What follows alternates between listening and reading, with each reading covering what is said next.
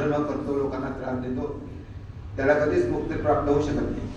पण आज मनुष्य एवढा लोभी झाला आहे, त्याच्या इच्छा इतक्या वाढलेल्या आहेत की त्याच्या इन्कम त्याच्या इच्छा पूर्ण होत नाही, म्हणून तो अधर्माच्या मार्गाने पैसे कमावून इच्छा पूर्ण करण्याचा प्रयत्न करतो. आणि हे लक्षात ठेवा की इच्छा मनामध्ये कितीही असल्या तरी कधीही पूर्ण होत नाही, हे नेहमी लक्षात ठेवावं लागते. एक इच्छा पूर्ण झाली की दुसरी इच्छा तयारच असते. ह्या वासना कामना जे आहे त्या कधी जातच नाही. आणि आपण सारखं धावत असतो की आज हे मिळालं, उद्या ते मिळालं, पण कधी कोणी आहे का समाधानी या जगामध्ये की आता मला सगळं मिळालं, मी तृप्त, आता मला काही नको असे म्हणणारे फारच कमी लोक असतात, फार तुरळक. महाभारतामध्ये ययाती जी गोष्ट आहे मला माहिती असेल.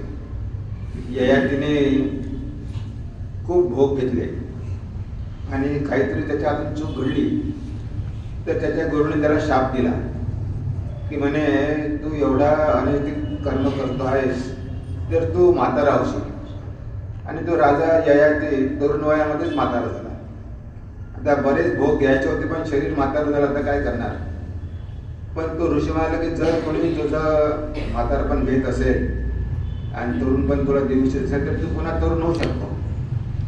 तो मुलाकडे गेला, मोठ्या मुलाकडे, तुम्हाला मी नाही त्यांना माझ्या तारुण्य कोणीच दिलं नाही. लहान मुलगा होता पूर्व, तो पूर्व म्हणाला की ठीक आहे माझं तारुण्य तुम्ही घ्या, मी म्हातारा व्हायला तयार आहे. आणि पुन्हा ययाती तरुण झाला आणि हजारो वर्षे भोग घेतले आणि शेवटी त्याला कळलं न जात काम कामान उपभोगेन शाम्यती हविष्या कृष्णावर्ते भुवैव विवर्तते. न जात काम कामायान उपभोगेन शाम्यती, म्हणजे कामना पूर्ण केल्यामुळे त्या कधीही तृप्त होत नाही. तर अग्नीमध्ये घी टाकलं, जसं अग्नी भडकतो त्याच्या कामना वाढत जातात. त्यामुळे 1000 वर्ष भोग करूनही मला शांती नाहीच, अजूनही वाटते की माझी तृप्ती झालीच नाही. तर हे अशा प्रकारे आपण ह्या वासना कामनांच्या मागे धावत राहतो जगामध्ये. कोणाला नाव पाहिजे, कोणाला प्रसिद्धी पाहिजे, कोणाला पावर पाहिजे, पोझिशन पाहिजे, पैसे पाहिजे, इंद्रियाचे भोग पाहिजे. सतत भगवंताला सोडून या जगातील नश्वर गोष्टीच्या मागेच आपण धावत राहतो आणि आपल्याला कळती नाही की एक दिवस हे सगळं सोडावं लागणार आहे. म्हणजे एवढी आपली आसक्ती वाढते. म्हणून कोणताही मार्ग असो, भक्ती मार्ग असो, ज्ञान मार्ग असो, मनामध्ये जोपर्यंत वैराग्य निर्माण होत नाही तोपर्यंत काही करत नाही.